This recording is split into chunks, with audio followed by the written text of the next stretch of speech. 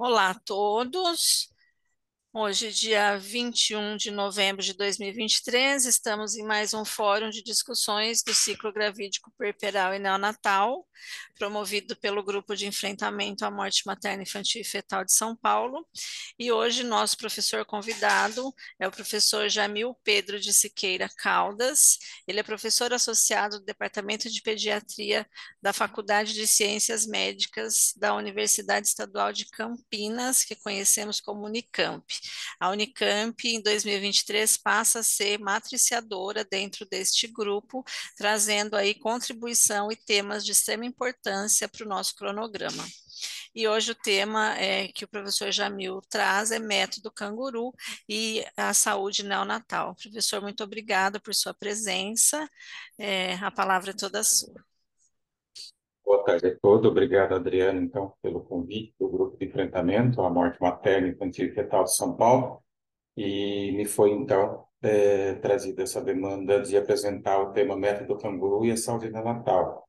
E, de antemão, esse tema é bastante interessante, o que foi proposto, porque Método Canguru tem tudo a ver com saúde.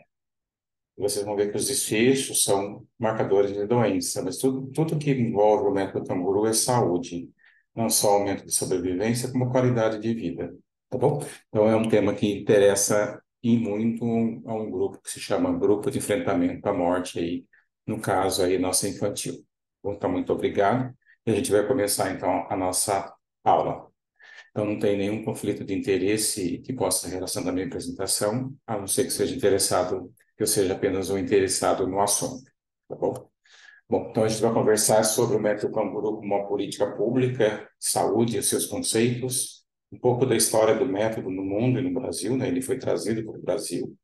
Os pilares e as vantagens do método Canguru, as suas etapas preconizadas pelo Ministério da Saúde, os seus resultados clínicos, que são dados importantes que todo mundo deve conhecer, e as inovações, o que tem de novo nesse método Canguru aí, que já é na sua terceira, quarta década de existência no mundo, o que a gente mostra de novo e cada vez mais ele mostra que veio para ficar, inclusive hoje em dia, eticamente é proibitivo você fazer um estudo em que as crianças são comparadas por qualquer desfecho entre método canguru e método, digamos, convencional, porque ele realmente ele muda a taxa de mortalidade, muda os desfechos clínicos para melhor e, portanto, passa a ser antiético você expor um grupo de crianças a um tratamento que não seja canguru. Acho que travou. Não. Então, o método canguru, então, hoje não há dúvida que ele é uma política nacional de saúde que integra um conjunto de ações voltadas para a qualificação do cuidado ao recém-nascido, seus pais e sua família. Nesse QR Code é possível, então, obter o manual, né, que está disponível na internet de forma gratuita, que é a terceira edição de 2017-2018, e que engloba todos os passos, as diretrizes que o Ministério da Saúde preconiza para o atendimento humanizado à criança de muito baixo peso, à criança de baixo peso e prematuro, né? E essa criança aqui, a gente vai mostrar no final da aula uma foto mais atualizada desse bebê no colo do pai junto à mãe aí.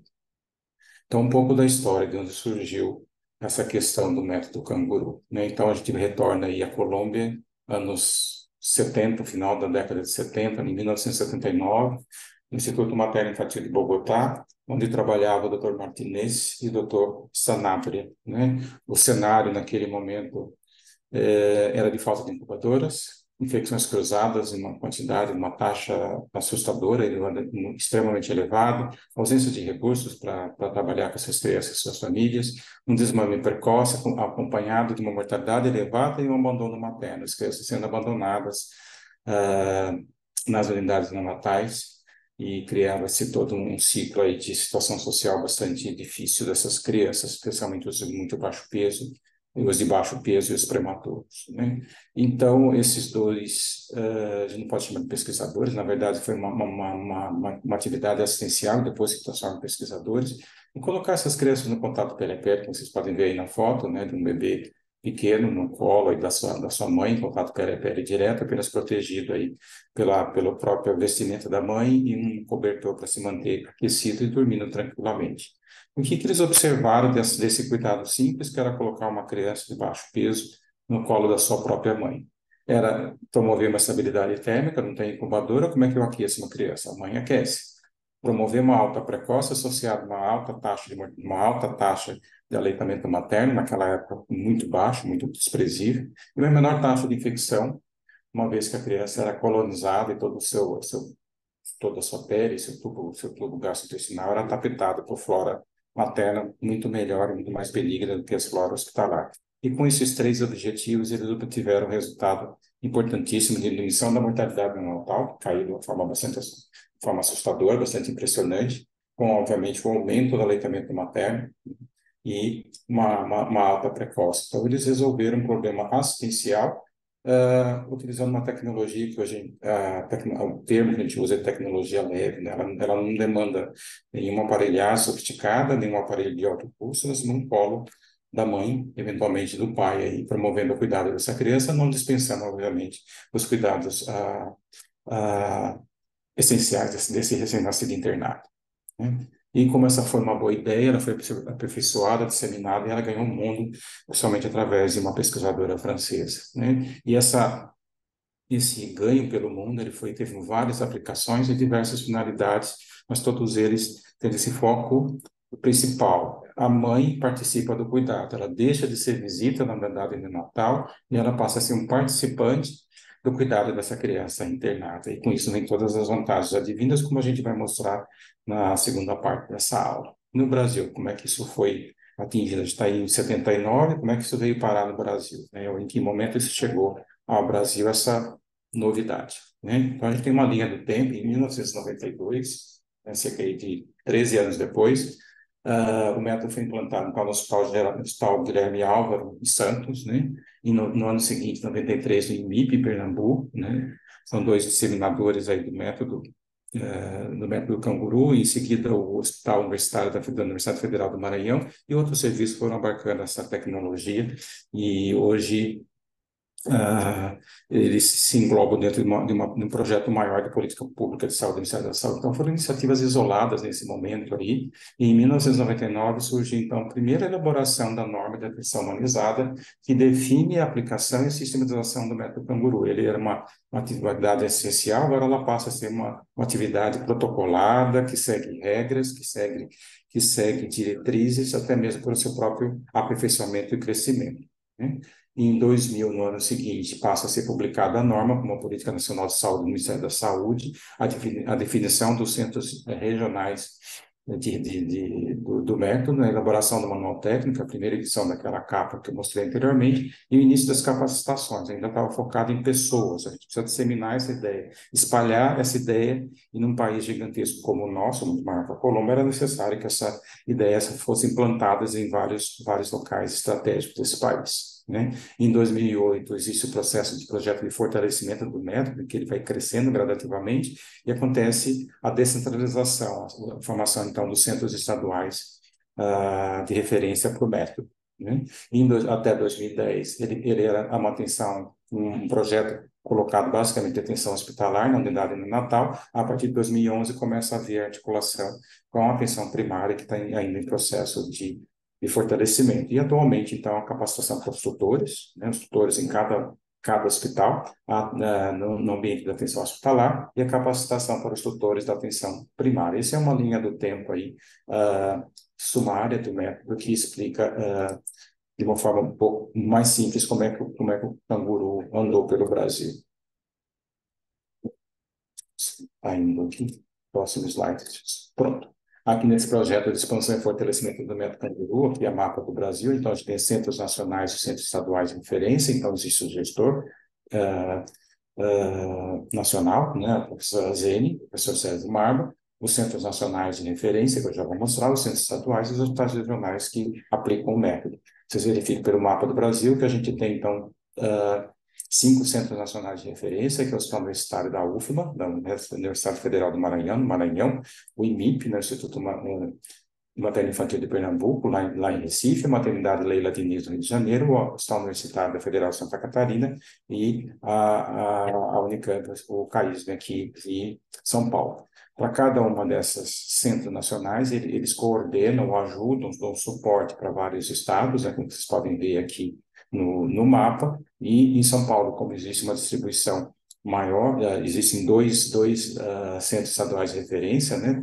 A Karina, que faz a articulação com São Paulo, Metrópole e Baixada Santista, dá o suporte para Mato Grosso Federal e Roraima, e a Sandra, que faz, então, responsável pelo São Paulo interior, Goiás, Sergipe, Alagoas, e tem digamos que a coordenação aí com o professor Sérgio aqui aqui da Unicamp. E o estado de São Paulo ainda tem mais dois centros estaduais, que é o Hospital então, Guilherme Álvaro e o Hospital Geral da Tapecerica da Serra, o HGIS.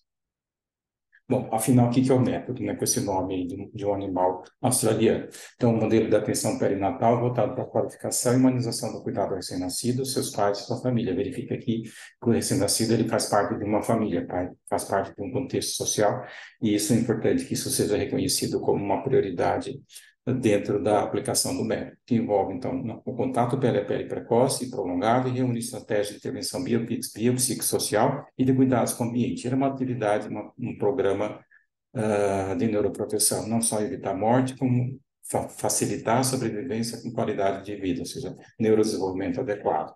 É diferente, então, o método da posição canguru, que aí consiste em manter o recém-nascido em contato pele a pele direto, né, não roupa a pele, em decúbito prono, na posição vertical, contra o peito da mãe ou do pai. E quais são os pilares do método canguru? Contato pele a pele precoce.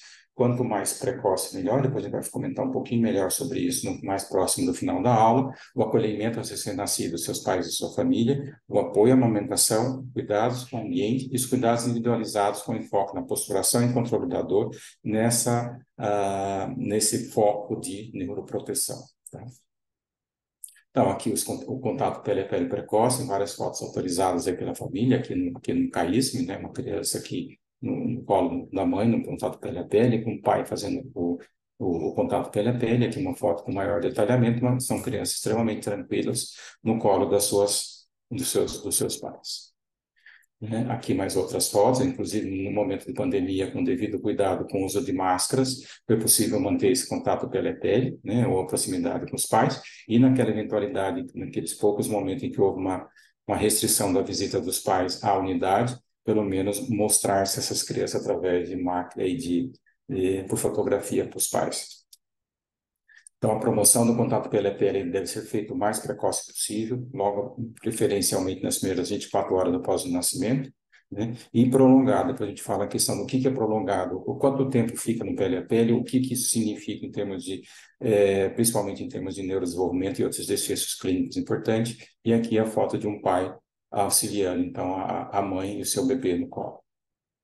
Né? E mesmo em ventilação mecânica. Você verifica aqui é uma criança de terapia intensiva, né? Com ventilador, com monitor multiparamétrico, uma série de bombas de infusão e aplicando medicações e indução parenteral para essa criança, e ela está aqui tranquila no seu colo da sua mãe, aqui a própria mãe administrando o leite por gavagem para o seu filho pequeno, e aqui uma outra criança em ventilação mecânica, suportada também pelo pai aqui junto com a sua mãe, mesmo com ventilação mecânica, as tubulações aqui devidamente ancoradas, permitindo que a criança fique no seu contato pele a pele no colo da mãe de forma tranquila, inclusive melhores desfechos respiratórios.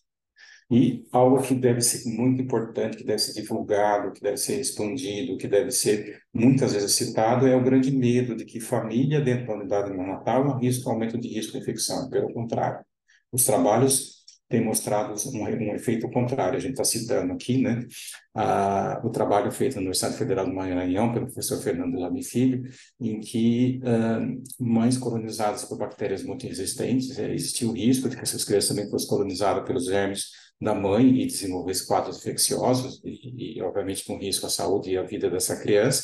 né? E essas mães colonizadas permaneceram em esse contato pele a pele habitual, sem necessidade nenhuma de paramentação, apenas a precaução do contato para a mãe, né?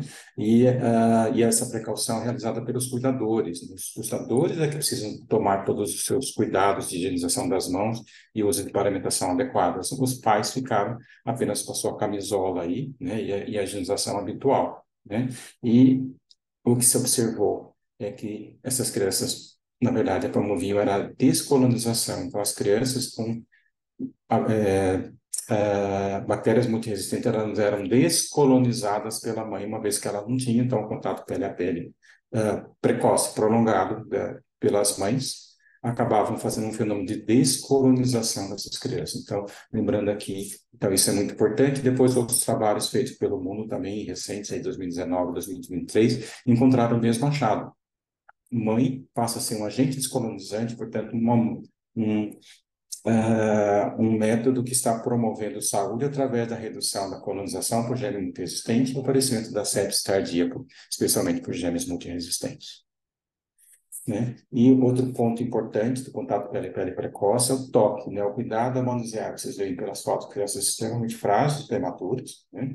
Em que o pai ou a mãe estão tocando os seus filhos. Lembrar que o tato é a primeira sensação térmica, essa é a primeira sensação que se desenvolve no feto, né? No ser humano, e, portanto, a presença dos pais ali, fazendo o toque passivo, em que simplesmente ele deixa a sua mão cair sobre o feto, sobre o recém-nascido, e ali permanece sem movimentações abruptas, sem movimentações, sem estímulos excessivos para essa criança, favorece o seu desenvolvimento neurológico, a sua quietude, a sua tranquilidade, e até mesmo reduz a necessidade de uso aí de sedativos e analgésicos mais potentes que podem levar a efeitos adversos e inclusive, a fenômenos de tolerância e abstinência. Então, o toque aqui no sentido de cuidar e o toque no sentido de promover o desenvolvimento da primeira sensação que a gente tem a desenvolver no feto.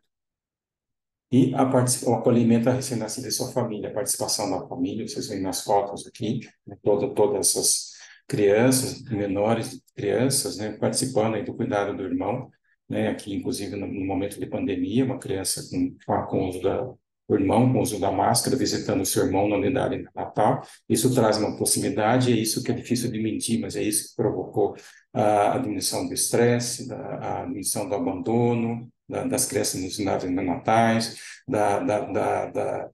de desfazer o bebê fantasia. Então, para aquela mulher gestante que sofreu o trabalho de parto prematuro, o nascimento de um filho prematuro, e em um primeiro momento é possível que ela não enxergue aquele filho como dela, porque na sua cabeça era um bebê maior, né, que chegou ao termo, e ela encontra um bebê extremamente imaturo, com um aspecto bastante frágil, né? Então, esse contato precoce, essa proximidade dos familiares faz com que ela reconheça aquela criança como o próprio filho dela, e ela desenvolva a afeição, diminuição do estresse pós-parto, e o seu bonding, a sua ligação com essa criança aí, bastante implementada. Favorece a amamentação, não há dúvida, né?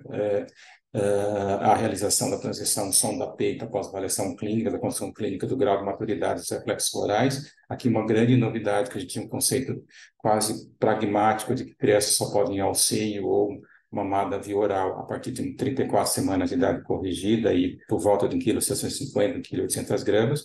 E o método Canguru mostrou claramente que quanto mais cedo a criança vai para o peito, desde que ela tenha um mínimo de estabilidade clínica para promover essa colocação no peito, ela desenvolve essa capacidade mais precocemente, e muitas vezes, quando ela atinge 34 semanas de idade gestacional, ela já está com toda a transição sonda-peito feita, uma retirada da sonda, né? E ela já mamando satisfatoriamente já no peito da mãe. É um incentivo para a mãe. O sorriso dessa mãe aqui não tem preço, né? Ela vê o seu próprio filho sendo amamentado no seu próprio seio, né? E isso gera maior produção de leite materno, melhor crescimento saudável dessa criança, e um fenômeno de bonding, aí, de ligação mãe-filho extremamente intenso, né? Obviamente que precisa da ajuda aí de profissionais para fazer esse processo de amamentação. Bastante diferente da criança a berro, né? E mostrando aqui que mesmo esse papo, né, em terapia respiratória, desde que a criança esteja estável, é possível de ser colocado ao seio materno para sua amamentação.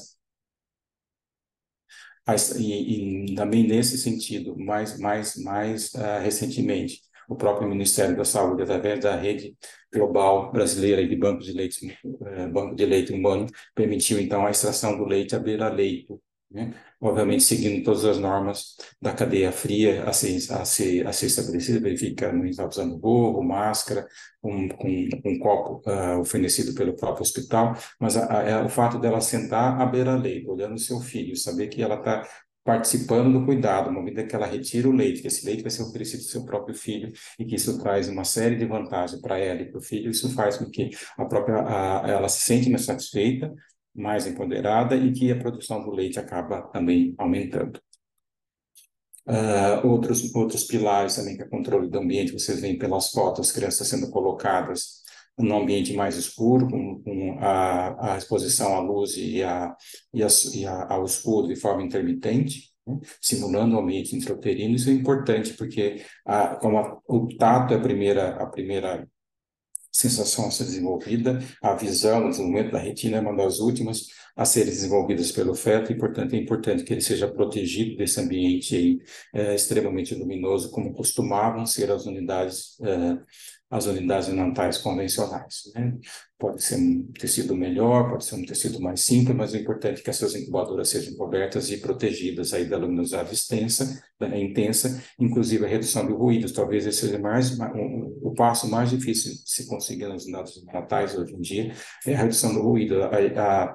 A propensão que as pessoas têm a falar um pouco mais alto, isso realmente tem de se mostrar que mesmo a fala humana, um tom um pouco mais alto, ela passa a ser agressiva para o sistema auditivo em crescimento desse recém-nascido prematuro, e é importante, então, que ele seja protegido desses níveis excessivos de ruído, seja a fala humana ou de equipamentos com seus alarmes e monitores, né? E o controle do ambiente, vocês observam, e aqui uma foto de um feto no ambiente intrauterino, ele está com sua posição de flexão, né?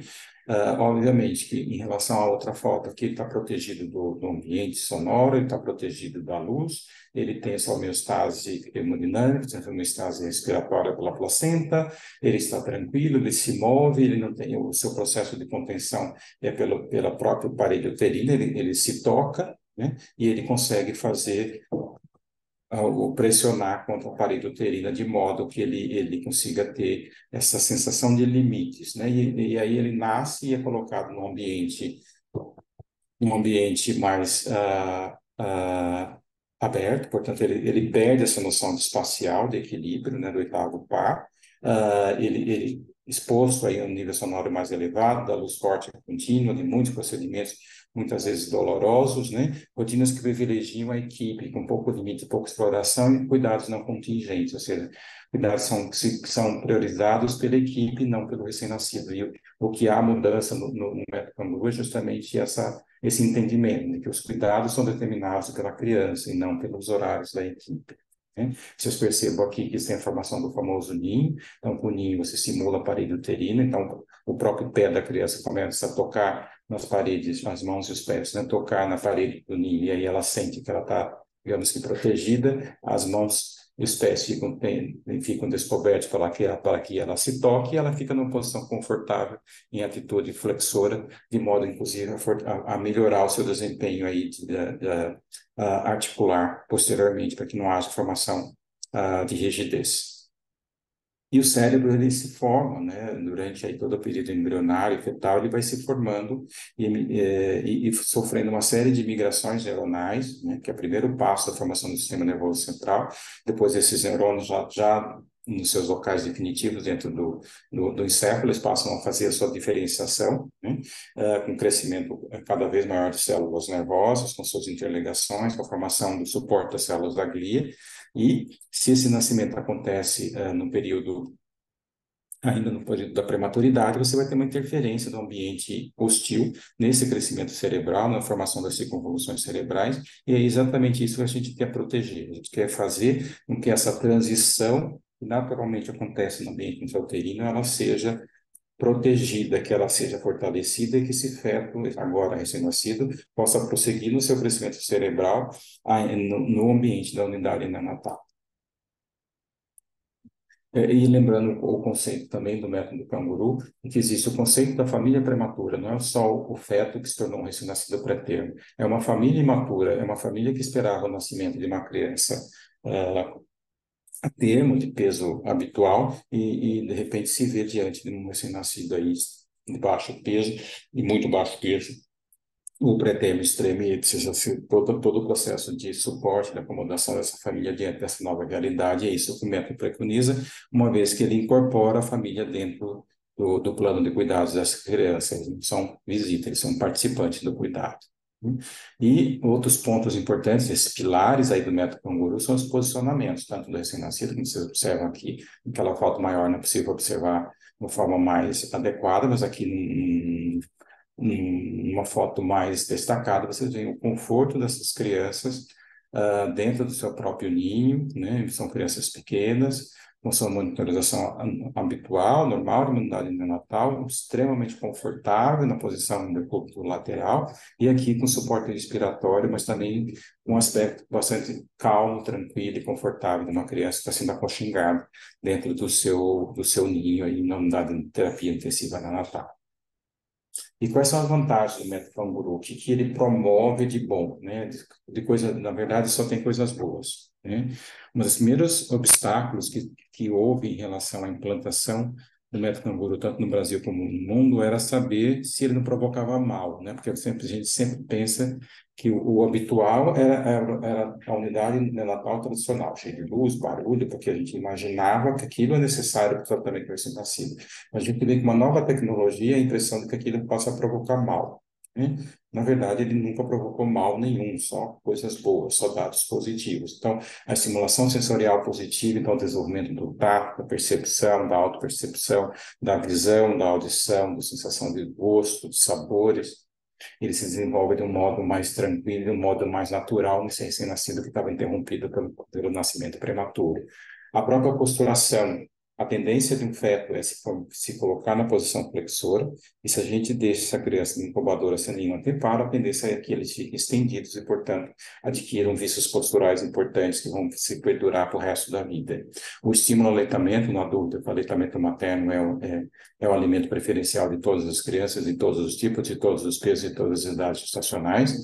A diminuição da infecção hospitalar, um dado extremamente importante, considerando que a sepsis tardia e continua sendo uma das principais causas de morte neonatal e morte em menores de 1 ano. Controle e alívio da dor, promovendo por medidas não farmacológicas o alívio dessas crianças, né, de fenômenos dolorosos e de estresse e de desconforto. A diminuição do tempo de separação mãe-pai recém-nascido. No sistema tradicional, muitas vezes, esses pais só viam o bebê pela primeira vez lá pelo terceiro ou quarto dia pós-parto. Aumento do vínculo mãe, pai, família, recém-nascido, que, como mostrou nos trabalhos iniciais lá da Colombo, o índice de abandono era muito grande e a presença da família naquele ambiente favorece essa vinculação, uma maior confiança e competência dos pais de que eles fazem parte do tratamento e, portanto, eles são competentes o suficiente para tratar de seus próprios filhos e levá-los para casa, posteriormente, com confiança e melhor relacionamento da família e equipe, e não enxergar que a família é algo que estranha o ambiente, pelo contrário, receber a família como parte da equipe que vai cuidar desse bebê, dessa criança na unidade neonatal. E ele feito, então, esse método é feito através de várias etapas. A primeira corresponde à internação neonatal, tanto a nível de unidade de terapia intensiva neonatal, as famosas UTINs, e as unidades de cuidados intermediários neonatal convencional, o SIN. Então, contato pele a pele supervisionado, que novamente uma criança entubada, uma mãe sorridente e tranquila em relação ao seu filho, mesmo sendo um bebê mais grave, de terapia intensiva, que o pai é cuidado pela pele, e incentiva a presença dos pais, os pais permanentemente dentro da unidade. O quanto a gente vai falar posteriormente em relação a essa precocidade. Nesse momento é importante mostrar à criança para os pais, valorizar que o recém-nascido é o filho deles e que projetos de futuro que eles têm para essas crianças que vai permanecer nessa unidade aí por algum período mais curtos, outros mais prolongados, de acordo com a gravidade e o grau de prematuridade extrema dessas crianças.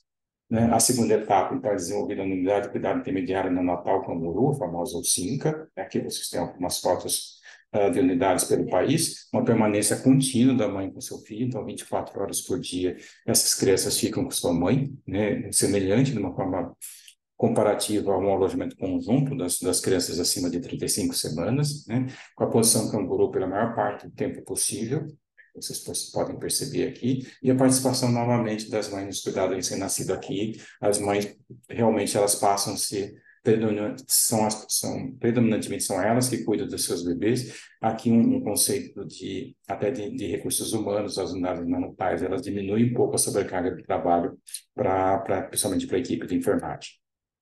E quais são os critérios de elegibilidade para a segunda etapa, para essa criança ser, então, colocada aí na unidade de cuidados intermediários, como o SINCA, Camburu? Então, maternos, recebida alta hospitalar, ausência de doenças infecciosas transmissíveis, desejo de participar, disponibilidade de tempo e rede social de apoio que garanta que alguém vá cuidar de outros filhos, por exemplo, que porventura estejam em casa, capacidade de reconhecimento de sinais de risco do bebê, ela precisa reconhecer que a criança está tranquila, ela está bem, ela mostra com sinal de alarme e chamar a equipe para que essa criança seja realmente, efetivamente, avaliada. E do recém-nascido, estabilidade clínica, né? A nutrição integral plena, não está utilizando soro ou nutrição parenteral, em peso mínimo de 1.250 gramas. Importante, que o uso de sonda gástrica, medicações orais, né, e oxigênio inalatório, por exemplo, o uso de catéter nasal, não contraindica a passagem para a segunda etapa. Inclusive, o uso de citrato de cafeína em crianças com episódios de apneias controlados. Inclusive, a monitorização pode ser feita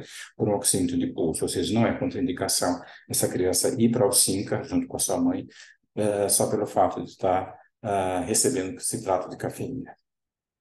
A segunda etapa, então, nessa alcinca, eu vou fazer a transição da alimentação por sonda para seio materno, a retirada da oxigenoterapia, se possível, ou o treinamento dessa mãe para o uso do oxigênio domiciliar, a finalização dos protocolos de rotina neonatal, da coleta de hemoglobina, do teste do pezinho, da triagem para a doença metabólica, da avaliação oftalmológica, todos esses protocolos habituais de unidade neonatal, elas são completadas dentro da alcinca, né?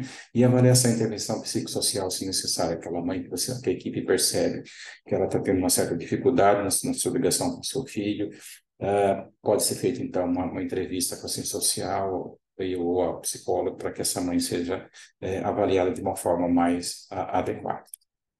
A terceira etapa, então, compreende já o processo de alta, né, o domiciliar, com o suporte da maternidade de origem e da atenção básica, que é um trabalho conjunto entre a atenção básica e aonde a criança nasceu. Aqui uma visita domiciliar feita pelo pessoal da Universidade Federal do Maranhão. E alta hospitalar, por mais que seja melhor que seja o hospital, em algum momento a criança precisa ir para a sua casa. Tem critérios que a gente usa, então, para dar alta no método Canguru. Então, crianças em aleitamento materno, mãe bem orientada e motivada, famílias conscientes, mãe segura nos cuidados do recém-nascido, ganho de peso consistente em geral, a gente usa o conceito de que 3 dias de ganho de peso sequencial já é um dos critérios para alta, nem que seja 5 gramas, né? Importante que ele esteja não perdendo peso e ganhando um peso consistente nos últimos 2, 3 dias. O compromisso de realizar o método em casa, principalmente a posição canguru, que naqueles momentos de temperatura mais baixa, em algumas regiões do país, é um importante método de evitar hipotermia. O retorno ambulatorial assegurado pelo hospital onde a criança nasceu e acesso à unidade sempre que necessário. Então, se houver necessidade de uma reinternação por algum motivo, esse hospital, essa unidade neonatal, garante o acolhimento da criança e da família para a reinternação. E a terceira etapa, então, a nível ambulatorial, feito com 3 consultas na primeira semana de vida, 2 consultas na segunda semana e uma consulta semanal até que a criança atinja o peso de 2.500 gramas. Em geral, a criança retorna no primeiro 24, 48 horas após a alta hospitalar, dependendo do peso da criança, faz a avaliação dessa criança e aí vai começando a fazer os espaçamentos até que ela chegue ao peso de 2.500 gramas e nunca desprezando o papel importante das UBSs nesse aspecto. É importante que a mãe já comece a fazer o segmento das crianças também na unidade básica de saúde mais próxima da sua casa. Esse compartilhamento de cuidados atualmente ele está sendo feito, então, pelo núcleo gestor do método Canguru, junto com o Ministério da Saúde, nesse guia de orientações para o método método Canguru na atenção básica, o cuidado compartilhado, mostrar para a atenção básica qual foi o processo que essa criança e essa família sofreu durante a internação, né? O processo de cuidados e como é que ela é entregue, então, para os cuidados da atenção básica a partir do momento da alta no compartilhamento de cuidados. Bom, então as questões importantes aqui é o método em si, agora a gente vai falar as questões importantes em relação aos resultados. Primeiro, se ele é seguro, se pode trazer agravo, se tem bons resultados. Já de antemão, agravo nenhum, só faz bem, são resultados positivos, né? E no resumo aí da avaliação de todos os trabalhos que avaliaram o método Canguru para reduzir a morbidade e mortalidade em incidência de baixo peso, então é uma revisão publicada pelo grupo Cochrane em 2016, né? E o objetivo é determinar se havia evidência para suportar o uso do método Canguru em incidência de baixo peso como alternativa ao cuidado convencional do cuidado neonatal, e essa revisão avaliou, então, 21 estudos com 3.000 crianças, 16 estudos delas utilizaram o método Canguru de forma intermitente e 5 utilizaram de modo contínuo. E os resultados foram realmente impressionantes. Uma diminuição da mortalidade na alta no segmento de 40%, uma intervenção, por mais que ela seja plural, mas é uma intervenção única, reduzir uma mortalidade em 40% é bastante significativo. Diminui o risco da hipotermia dessa criança ficar fria em mais de 72%, aumenta o ganho de peso, aumenta o comprimento, aumenta o período cefálico, melhora a taxa de aleitamento materno, uma taxa de 16% e 20% aí no segmento, diminui a taxa de sepsis em 65%, provavelmente é a questão aí da mortalidade, e algo que é difícil de medir, existem questionários bastante específicos nesse sentido, que melhora o cuidado, melhora o vínculo da família com essa criança prematura de baixo peso. Os resultados mostram que não há dúvida de que método Canguru é bom, e por isso os trabalhos recentes, eles não podem hoje, não devem ser feitos por conflito ético, comparando um desfecho num método, numa unidade convencional, submeter uma criança ao tratamento convencional em relação ao método Canguru, porque passa a ser antiético diante desses resultados impressionantes, já mostrados por revisão Cochrane, né? E, mais recentemente, em 2023, publicado aí no British Medical Journal, no Global Health, né, que é o método Canguru com ressonância de pré-termo de baixo peso, uma revisão sistemática, meta-análise, aí aumentou os estudos para 31, com mais de 15.000 crianças, né? 27 estudos compararam o estudo Canguru com cuidados convencionais, 4 estudos avaliando a questão da precocidade e da intervenção mais tardia do método Canguru. Uma redução, novamente, uma redução da mortalidade alta de segmento de 32%, com 11 estudos com mais ou menos 10.000 crianças, uma evidência de alta certeza, ou seja, não há dúvida que isso reduz mortalidade, independente de idade gestacional, peso, tempo de início e tipo de hospital. Tá bom? Então, as conclusões, a revisão sistemática fornece informações atualizadas e evidência sobre os efeitos positivos do cuidado com o guru na mortalidade e nos resultados críticos em incidência pré-termo e de baixo peso, então, publicado esse ano, né? E as novidades, o que vem surgindo aí em relação ao canguru? Novas pesquisas mostram que os cangurus iniciados imediatamente após o nascimento são essenciais para salvar vidas e ensinanças para ter. Um grande desfecho aqui é a mortalidade, e realmente os resultados são muito interessantes, são muito impressionantes. Então, é possível fazer o contato pele a pele desde o nascimento, e a gente vai usar 2 trabalhos publicados recentemente. Esse aqui em 2016, ele foi realizado no Vietnã, né? E o trabalho era recém-nascidos com baixo peso ao nascer, estabilizam melhor no contato pele a pele do que quando separados suas mães em um estudo controlado randomizado. Então, na verdade, o título do trabalho já mostra o resultado. Então, estudo controlado randomizado com crianças com peso entre 1.500 e 2.500 gramas, 50 recebendo cuidados de rotina, o controle, e 50 recebendo cuidado pele a pele imediato após o parto, seria um grupo de intervenção nas primeiras 6 horas de vida. E se avaliou um critério que era um score de estabilidade,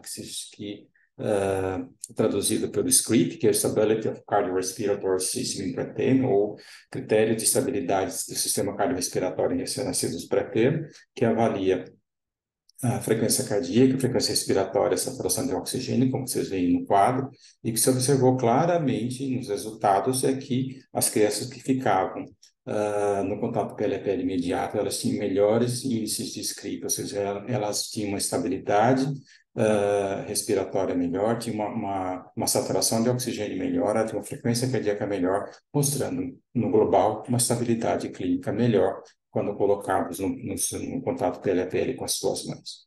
Aí um grande questionamento foi, mas isso foi feito no Vietnã, país de baixa renda, em que qualquer intervenção provoca um desfecho bom, tá? Né? E aí, essa aqui é a continuação dos resultados, né? Esses gráficos mostram, então, os valores da frequência cardíaca, da frequência respiratória, todos eles, essas crianças tinham melhor frequência cardíaca, melhor frequência respiratória, melhor saturação de oxigênio e melhor temperatura do que o grupo controle, mostrando claramente por números de que eles ficavam mais estáveis. E aí o grande questionamento, a conclusão que o estudo sugere que mães recém-nascidas pré-termo não devem ser separadas do nascimento, o que pode exigir mudanças na rotina de atendimento ao parto. Houve um aumento da necessidade de suporte respiratório, de fluidos intravenosos e antibióticos no grupo controle, quando comparado com o grupo pele a pele imediato, ou seja, eles necessitaram de terapia intensiva. Houve evidência de diminuição da morbidade no grupo de contato pele a pele imediato em relação ao grupo de separação. Esse estudo, então, apoia a noção de contato pele a pele, um ambiente apropriado para a transição fisiológica precoce para o recém-nascido pré-termo e de muito baixo peso. Né? Bom, aí se avaliou um outro trabalho, né, que foi feito também em países de baixa e média de baixa renda, né, então foi feito em Gana, Índia, Malawi, Nigéria e Tanzânia. Então esse trabalho foi publicado com o nome Contato PLPL Imediato, sobrevivência recém-nascidos com baixo peso no nascimento.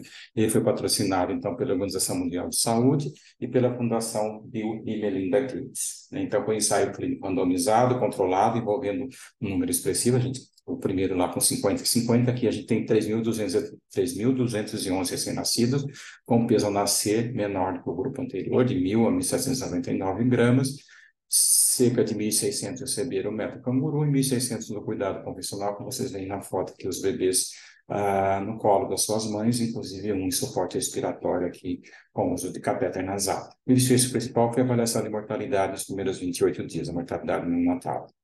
E o que se observou? Então, o tempo médio de iniciação do contato pele a pele foi de 1 hora no grupo de intervenção, então, desculpa, 1 hora, então, logo após o nascimento, essas crianças já estavam no colo. O controle demorou aí mais de 2 dias, 53 horas, para essas crianças entrarem no colo, no pele a pele, e o contato entre até 6 horas aí foi a grande maioria das crianças. E o que se observou é que o índice de mortalidade que se observou no grupo de intervenção foi de 12%, no grupo controle de quase 16%. Isso dá uma diferença estatística significativa, uma redução de risco de 25%.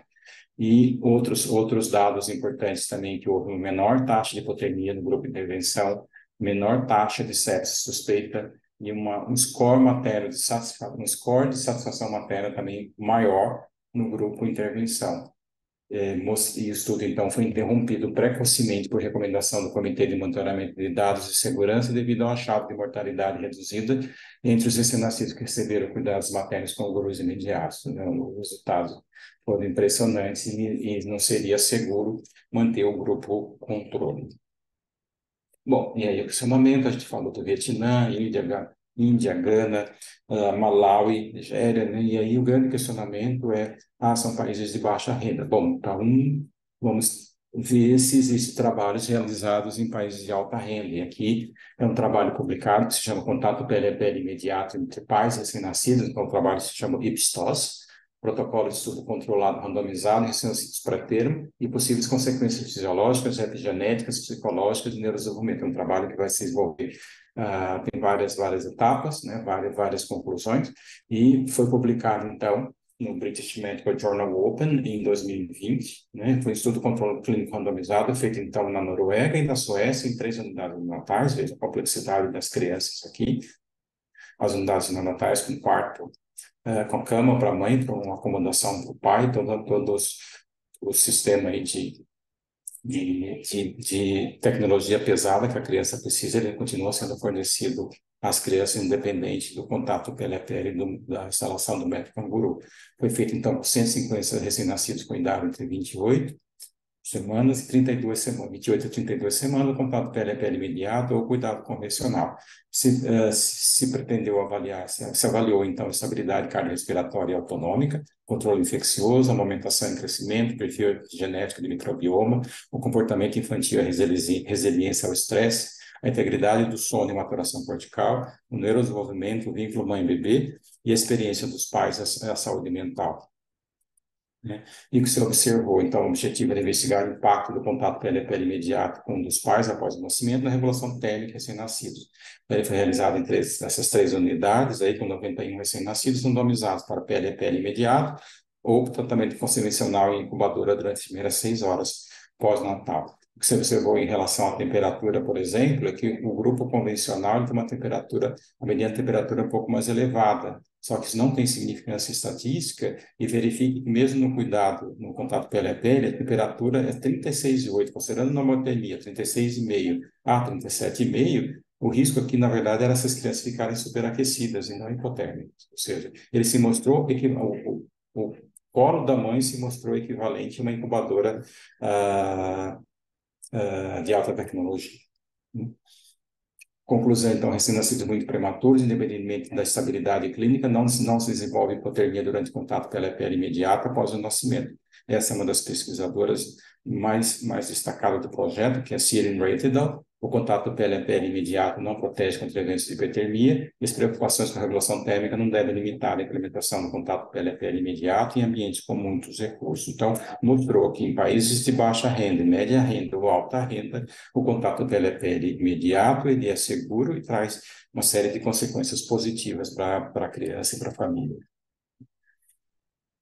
Aqui, isso já sofreu, então, processo de revisão sistemática, então, que se chama, então, o cuidado na mãe canguru para recém-nascido pré-tema de muito baixo peso, uma revisão sistemática meta-análise, publicada, então, em 2023 no British Medical Journal Global Health, 4 estudos compararam o cuidado canguru precoce versus tardio, né? E a comparação, o que é precoce e o que é tardio, demonstrou redução na o precoce, o quanto mais precoce possível, redução normalmente na mortalidade infantil em 23%, mortalidade neonatal em 23%, e do risco de sepsis em torno de 15%. Ou seja, tem dois grandes marcadores importantes de desfecho: redução de morte, redução de sepsis tardia nessas crianças, né? Pela precocidade do método canguru. Então, os resultados sugerem que o cuidado canguru deve ser preferencialmente iniciado dentro das primeiras 24 horas após o nascimento e fornecido por pelo menos 8 horas diárias. Esse marcador 8 horas é justamente onde começa a acontecer as diferenças estatísticas em relação a esses dois desfechos. A partir de 8 horas, quanto mais, digamos que melhor, né? Aqui, só lembrando, então, que todo esse grupo gestor do método Canguru no Brasil já se reúne frequentemente. Teve um grande encontro em Brasília esse ano para trabalhar justamente essa questão, né, que foi aí, ano passado, desculpe, que foi o Encontro Internacional do Método Canguru, né, trazendo essa questão, principalmente do contato pele a pele mais precoce possível, que foi em setembro do ano passado, lá em Brasília, aqui, a foto do grupo reunido, né? A Organização Mundial de Saúde também apoia a iniciativa, né, com várias publicações em relação ao método canguru. Você verifica que tem um pai canguru aqui também, ele já faz parte desse contexto, né?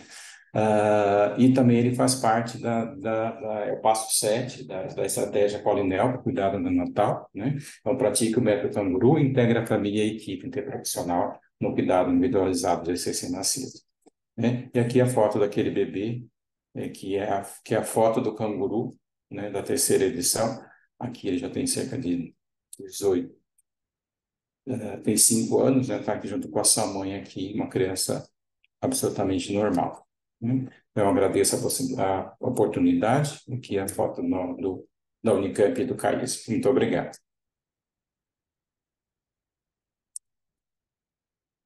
Obrigada, professor. Que satisfação poder participar dessa sua aula. Estou encantada, a gente que trabalha aí na rede de atenção materno-infantil e vê né, tantas evidências, né, e E nós, como gestores, acho que a gente tem que partir desse princípio. Eu até deixei anotado aqui que seu slide 18 tem que ganhar o mundo quando trata da questão de que não aumenta o risco de infecção, quanto a gente precisa disseminar, né, a primeira informação Exatamente. para as pessoas poderem implantar o método canguru, né, professor? Exatamente. O medo do desconhecido é o pior medo que existe. Então, quando eu não quero implantar algo, seja tecnologia leve, pesada, eu coloco na minha cabeça que existe um obstáculo. E a sepsia é sempre colocada, né? A família parece sempre o agente que traz infecção para dentro do hospital.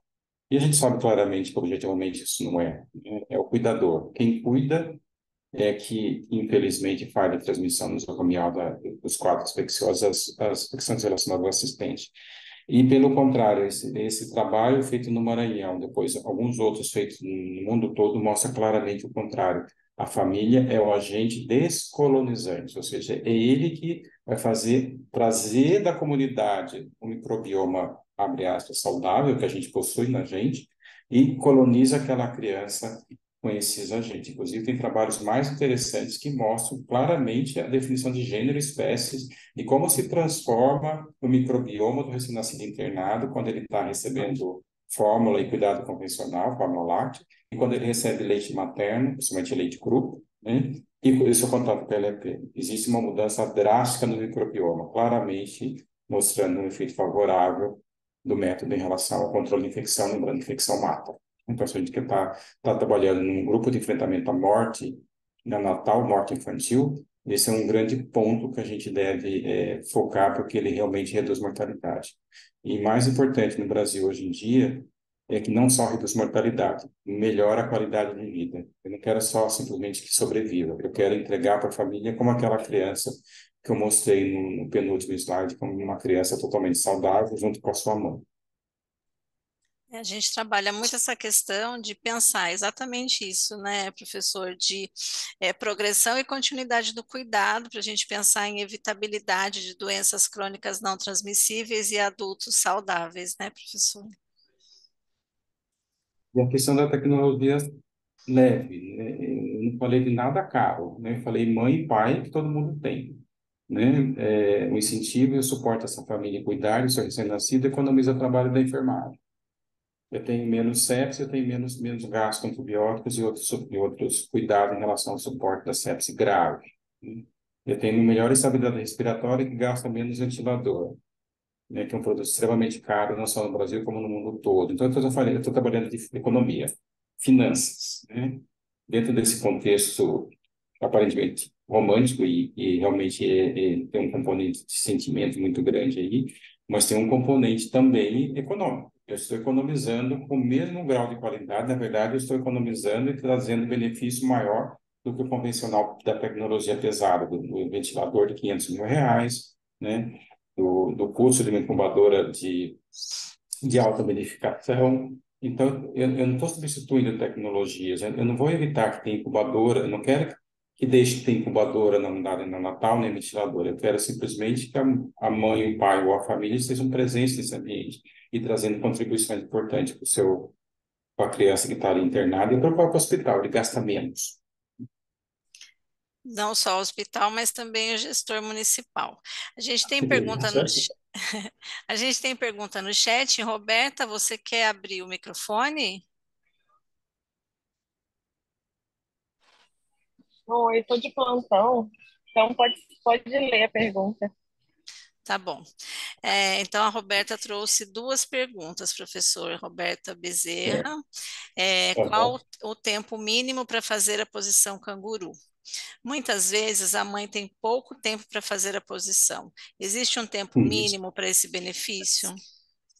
Tá, o tempo mínimo, na verdade, não é nem benefício, é questão do trabalho que você vai colocar a criança lá. Você não pega a criança incubadora e põe aqui no colo da mãe de uma forma rápida. Você tem todo um trabalho, a questão dos catéteres, do oxigênio, para você mobilizar essa criança até aqui, você vai gastar um certo tempo. E para ela fazer essa acomodação da temperatura, no mínimo 1 hora. Então, ficar no contato pele a pele por menos de uma hora só vai trazer, aí sim, malefício, porque ele não vai fazer estabilização respiratória, cardíaca e térmica adequada. Quando ele é devolvido para o incubador, ele pode, eventualmente, estar mais taquicárdico, mais, respirando com mais dificuldade e hipotérmico. Então, se eu tinha a intenção nobre de deixá-lo melhor, eu estou provocando uma alteração negativa. Então, minimamente em uma hora de contato pele a pele para que ele fique, ganhe o objetivo do método da estabilidade. Em relação a efeitos positivos, em relação a tudo que eu falei de morte, de controle de sepse, tem um estudo brasileiro multicêntrico, capitaneado então, também pela Federal do Maranhão, que mostra claramente que é a partir de 6 a 8 horas por dia, como o trabalho ali mostrou. Tá? Então, quanto mais, melhor. Se ele puder ficar 24 horas no contato pele a pele, melhor. Mas de 6 a 8 horas, 8 horas por dia, para que você tenha um efeito bom. Né? Mas qualquer contato pele a pele é sempre melhor do que nada. Então, e aí, nesse ambiente que o canguru trabalha, é verificar por que essa mãe está ficando pouco tempo. É aí é que entra a questão da rede social de apoio. De uma avó que ajude a cuidar dos seus filhos, dos outros filhos que estejam em casa. Muitas vezes as organizações religiosas também ajudam essas famílias a cuidar dos outros filhos enquanto a mãe está dentro do hospital. Garantir que o hospital tenha ah, um mínimo de acomodação para dar suporte para essa família que tem um local para que ela alimente, para que ela tome banho se necessário, para que ela troque de roupa, que ela tenha um mínimo sofá para ela poder descansar no período entre os cuidados. Então, se a gente oferecer isso para a família, é possível que ela fique mais tempo. Eventualmente, em alguns hospitais, eles conseguem fazer isso com muita clareza, mas é preciso também que isso seja fornecido para a família. Isso não custa, isso qualquer um quarto com mínimo, pode ser até de alojamento conjunto, que a mãe possa ficar ali, esticar um pouquinho as pernas, descansar um pouquinho, um ambiente mais silencioso, que ela tenha algumas refeições durante o dia. Com certeza eu estou favorecendo a presença dela dentro do Natal e esse tempo de exposição a contato pele a pele do método começa a aumentar. Eu acho que o senhor respondeu, mas eu vou ler a pergunta dela, a segunda, tá Sim. bom? Quando o RN está em manipulação barra manuseio mínimo para neuroproteção, a posição canguru está contraindicada? Não, e aí também tem duas mudanças naquela parte de novidades que eu acabei esquecendo. Eu grifei em vermelho e esqueci de falar na aula. A gente não usa mais a expressão cuidado mínimo, manuseio, manuseio essencial. Porque mínimo dá a impressão que não se mexe. E essa criança precisa ser cuidada, mas de uma forma essencial. Ou seja, eu vou fazer os cuidados que elas precisam ser feitos de modo contingente, ou seja, naquele momento eu faço todos os cuidados e o restante ele fica em repouso, né? Ah, não está contraindicado. Na verdade, os trabalhos têm mostrado que mesmo nas primeiras 72 horas de vida, se feito de forma adequada, com o controle da equipe e com criança estável, ela pode ser colocada no contato pele a pele. Isso não piora a temperatura, isso não piora a parte hemodinâmica e não piora o quadro respiratório. Pelo contrário, os trabalhos mais recentes suecos mostram que eles respiram melhor, a sua saturação fica melhor, a frequência respiratória fica melhor. Então, não seria uma contraindicação. O que a gente ainda não está estabelecido é o quanto é precoce. Isso provavelmente ainda vai estar sendo trabalhado pela equipe gestor do Ministério do Beto Canguru, do Ministério da Saúde, e envolve também a questão também do processo do programa de reanimação neonatal, que envolve sala de parto, né? E é difícil estabelecer o que é estável, né? Se eu perguntar para todas as pessoas presentes aqui, se eu tiver, vamos supor, sei lá, 60 pessoas, eu garanto que possa ter 50 respostas diferentes do que é estável, né? Mas é preciso enxergar também, não colocar no lado oposto. Ele não tem estabilidade para ser colocado pela PLP. Tá, mas o que você considera estabilidade? Aí a pessoa não se responde. Você claramente vê que a criança tem condições. E o pele a pele ele traz maior estabilidade para essa questão. Talvez seja outro elemento pragmático que a gente precise vencer, como foi a questão da multiresistência, da infecção, né? De trazer para as unidades neonatais essa conversa. A estabilidade é garantida pelo contato pele a pele, desde que ele seja feito com cuidado. Tudo que eu disse aqui é um cuidado feito com cuidado. ele não é feito de qualquer jeito, sem treinamento, sem uma adequação do processo de trabalho. Ele é feito como qualquer cuidado neonatal, como tem cuidado respiratório, como tem cuidado para controle de sepsis, cuidado de catéter, cuidado de tubo. Esse também é um cuidado, só que ele é mais global e envolve a família junto.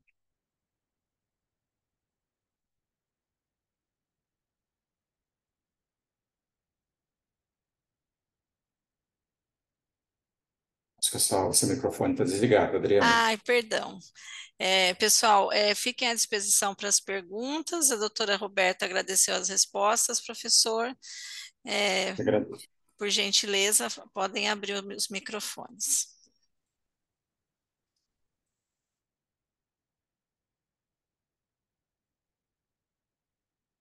Bom, enquanto o pessoal decide, eu vou perguntar, professor, quando você traz essa questão do método canguru, tem muita resistência por parte dos gestores, né, em relação a leitos canguru, que são aqueles cadastrados, e o método canguru.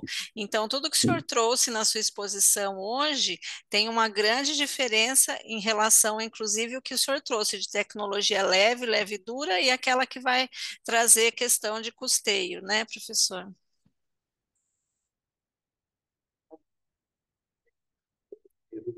De ter um leito chamado SINCA, junto à Secretaria de Saúde, né? Você pode desenvolver o método em qualquer unidade neonatal, na parte de terapia intensiva, enquanto a criança está grave, e toda unidade neonatal deveria também ter o seu contraponto da unidade de cuidados intermediários, independente de ter um leito cadastrado, porque a criança melhora. Portanto, medicamente falando, clinicamente falando, ele não é uma criança de terapia intensiva, ele de cuidados intermediários. Aquela criança vai ter, deixar de ter menos cuidados, os cuidados diminuem a intensidade, frequência, porque elas já são crianças menos graves e elas estão ocupando um leito muito nobre de terapia intensiva, seja na rede privada, seja na rede pública. A gente precisa de leitos neonatais. Se a gente não fizer essa continuidade do tratamento, em que a criança vai melhorando ao longo do tempo, que ela ocupa um leito de terapia intensiva, depois cuidados intermediários, método canguru, você tem uma sobrecarga nos hospitais, né, em relação aos leitos novos de terapia intensiva. E muitas vezes a criança já poderia estar no colo da sua mãe, né? A família participando do cuidado, diminui tempo e o número de vezes que a enfermagem vai ser solicitada para cuidar, e essa enfermeira, essa enfermagem pode ser deslocado ali para atender a criança mais grave, que realmente vai necessitar de mais tempo, mais número de vezes, mais frequência de cuidados pela equipe profissional que atende. Então, isso é uma sequência lógica do tratamento, não é porque o Ministério preconiza que haja uma continuidade, o Ministério e a Secretaria de Saúde, que haja uma continuidade do tratamento, porque ele é natural, porque alguém nasce grave, vai melhorando e, portanto, eu preciso oferecer locais diferentes para essa criança ser atendida. Vocês viram uma das fotos que é do IMIP, é um quarto super simples, gente. Aliás, são vários quartos, o IMIP realmente o número deles é imenso. Você não vê nada que seja custoso. É uma cama para a mãe, um armário para ela colocar os seus pertences e um bebê. E ele está desocupando o andar de cima, que eram crianças bastante graves, e ficaria um bebê que vai ser cuidado pela mãe lá dentro, cuidado principalmente pela enfermagem. Olha o quanto de economia eu estou promovendo, o quanto de favorecimento da saúde dessa mãe, dessa criança, por deslocar para um local mais reservado, sem deixar de cuidar, né? Eu acho que esse é outro ponto importante. O fato de ele estar na unidade de canguru não é que ele está sendo deixado de ser cuidado. Não, ele está tendo o cuidado que ele precisa. Se é mais grave, é mais intenso. Se é menos grave, é menos intenso ou menos frequente. Isso é a lógica de qualquer sistema de saúde mundial. Inclusive, é um dos grandes questionamentos norte-americanos, que lá se pensa por dinheiro e precisa ser pensado mesmo, né? Eles não têm o canguru, mas eles têm um método de DCAP. E que o DCAP seria um método caro. É pelo contrário. O método canguru no Brasil e em outros locais do mundo mostra claramente que isso é economia. Eu gasto menos, com melhores resultados. Então, acho que dá para desenvolver método canguru, mesmo que você não haja o credenciamento daquele leito como método canguru, como o 5 5. O método não implica em gerenciamento de leite. Isso é isso que você quis dizer, Adriana. Exatamente isso, professor. E assim, e tudo que o senhor trouxe está falando, né, sobre progressão e continuidade do cuidado, preparo para deshospitalização. E aí Exato. incluo ainda mais, né, o quanto a rede precisa se conformar e estar formalizada para receber esse bebê, né, assim que ele estiver apto a sair de alta, né? Eu acho que isso, até se passar para a Sheila que levantou a mão, mas é rapidinho, é uma experiência local aqui do CAIS de Unicamp, que são as contratransferências do bebê que está clinicamente estável, mas que não preenche o critério de canguru, porque a mãe não pode ficar, e ela é transferida para o hospital mais próximo da sua casa. A gente sempre tinha noção de que transferir a criança para o hospital menor ou secundário, primário, é risco, né? E a gente foi perceber que, primeiro, que isso não aconteceu. E quando a gente foi conversar com os médicos e enfermeiros que trabalhavam nesses hospitais, a gente se surpreendeu.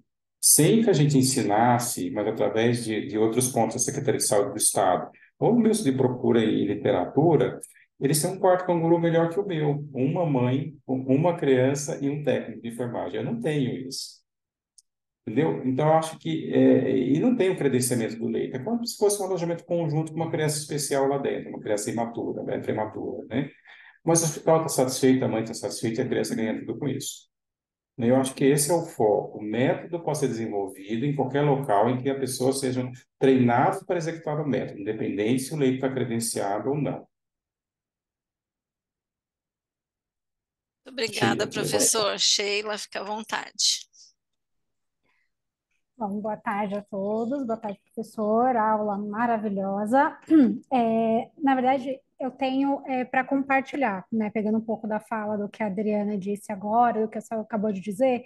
Eu sou articuladora de saúde da mulher aqui do DRS1 e nós fazemos visitas e o modelo que nós vemos de método canguru foi até uma visita recentemente que eu questionei a respeito do método e eles automaticamente associaram ao leito canguru. Eu falei, não, estou perguntando o método em si. Expliquei, ah, não, isso eu faço. Tá vendo? Você faz, mas você não fala que é o método canguru. Você está focada única e exclusivamente no seu leito. Nossa, não é que é verdade? Então, é assim, quando a gente passa a visita e a gente acaba falando do método canguru em si, a gestão sempre está associando o método canguru ao leito canguru, né, ao SINCA, como o senhor mesmo disse.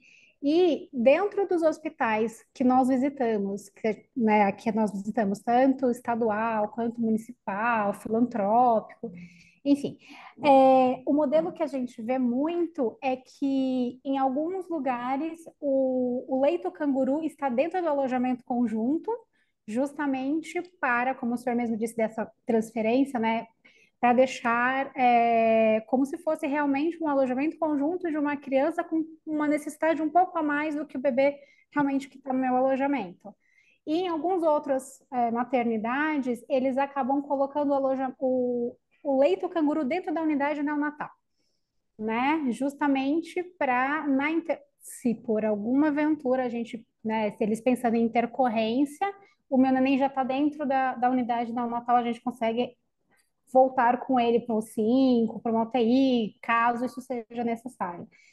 Então, eu só queria mesmo era compartilhar essa experiência que a gente tem aqui na DRS1, dos nossos modelos de canguru e como que realmente é quando você vai na instituição e pergunta sobre o método. Todo mundo vai sempre associar o leito. Extremamente importante.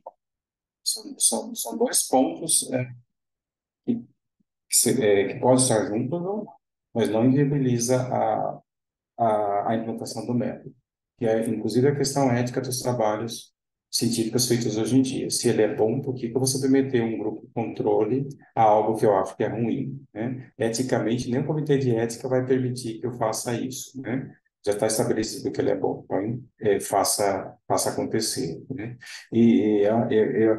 O Hospital de Referência em Sergipe também usa o quarto de alojamento conjunto. Ele é muito próximo da unidade neonatal.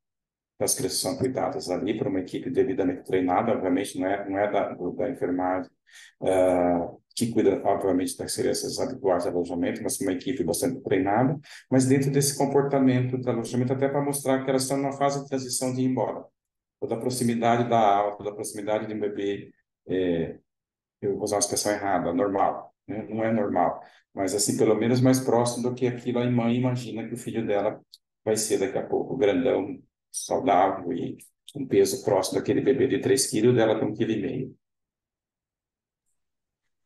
Com condições para, né, professor? Porque nós temos, né, Exatamente. dentro do Sistema Único de Saúde, nós temos um suporte na rede assistencial, na rede de primária de assistência à saúde, que dão subsídios, né, e através disso que o senhor trouxe, através de evidências, né, então é isso, a gente não Exatamente. vai inventar a roda, a gente tem evidência comprovando que é um método que tem evidência que é correto, que salva a vida, que promove saúde para essas crianças. Então, eu acho que nisso que a gente tem que se basear. Pessoal, mais alguém tem uma pergunta para o professor?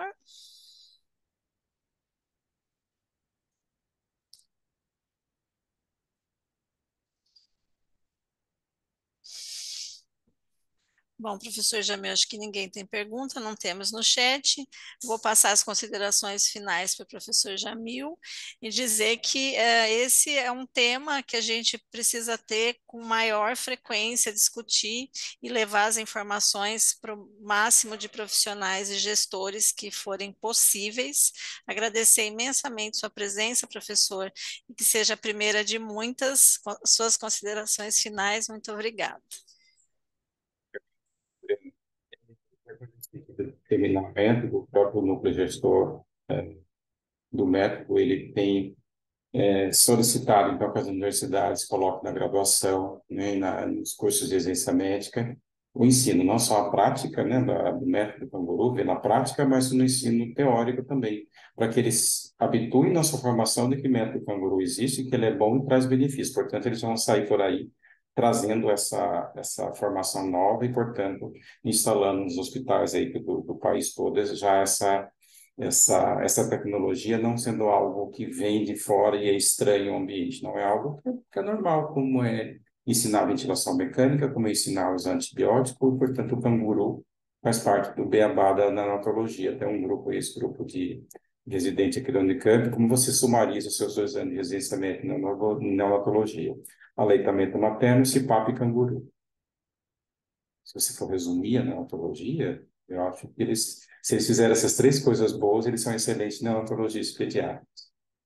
Eu faço as minhas considerações finais, agradecendo novamente o convite da Secretaria de Saúde para poder participar e fico à disposição aí para outros eventos. Muito obrigado. Muito obrigada, professor. Pessoal, uma excelente semana. Até a próxima. Obrigada. Até logo. Tchau, tchau. Tchau.